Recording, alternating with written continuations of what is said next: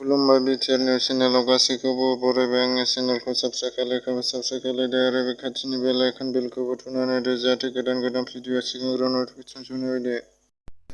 Diana सावथुन दिहुननाया मोगथाङाव महर मोनमारबाय एबा मोगथाङाव नुजामारबाय। इंसारनि चाइबासआव नक्सालियानफोरा सेनुआ आरो चतुरपुरनि गेजेराव रेलवे ट्रेनखौ सिफायदों एबा ट्रेन साइथिंखौ बस'नानै दोनदों। भारत हादराव 24 घन्टानि गेजेराव गासै सा 3,52,991 सुबुंनाव कर'ना जिउसाजों साग्लोबजादों आरो 2,812 सुबुङा जिउ गोमाबाय।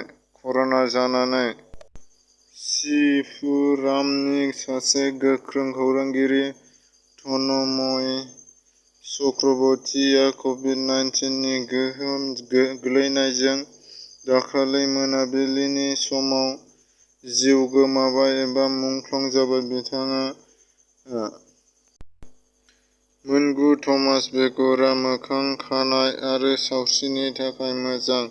बेखौ मोजाङै इउज खालामनो एबा बाहायनो रोंनांगौ, होमबानो मोजां जायो।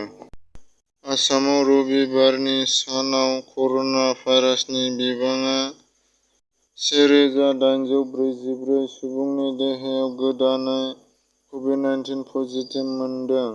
बेनिनो 791 आ कामरुप मेट्र' आरो सा 14 जना रुंसारि।